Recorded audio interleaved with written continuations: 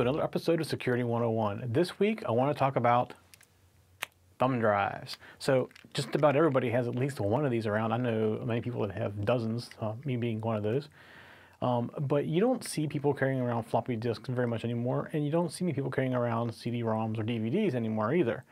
It's probably been years since I've seen a floppy disk or a floppy, even a hard floppy.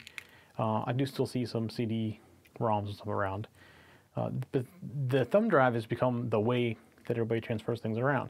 And there's a couple of things we need to think about with thumb drives. First of all, like a floppy disk, these can be written to with viruses very easily, where a CD and a DVD cannot necessarily be written to when you can become infected. So what you need to be careful with these, though, is where you plug them in, because many viruses will transport through portable drives or any kind of, it looks like your computer to a regular drive. So you stick it in, it sees something come in, it tries to infect the drive, and you carry it home, plug it in your machine, and you carry the virus home with you.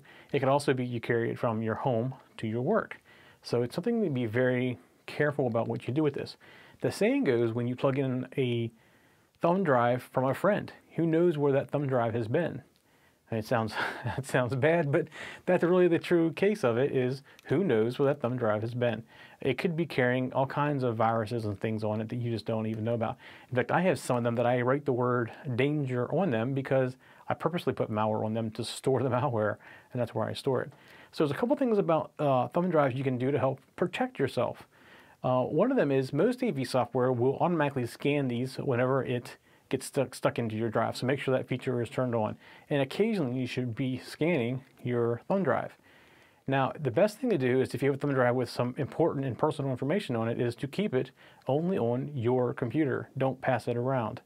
That's another thing you can do. Some thumb drives also allow you to encrypt, which helps a lot. Now, if you're running Windows, the best thing you can do is to make sure that the auto run feature on your Windows machine is turned off. By default, with Windows 7, I believe Windows 8 now too, auto run is turned off. But some people turn it on because they like the things to automatically just take off and run when you stick something in the drive. And that's especially how it used to be with old CD-ROM and DVD-ROMs, where you stick them in and the program will start to install on its own and just walk you through the process. But because of things like these, I do not recommend that you turn that on. So if you have auto run turned on your machine, turn that off. That helps you protect you some as well. But very frequently, check these out. Be careful where you put it and whose machine you stick it into, and also be careful who sticks things into your machine. That's it for Security 101 this week. We'll see you next week.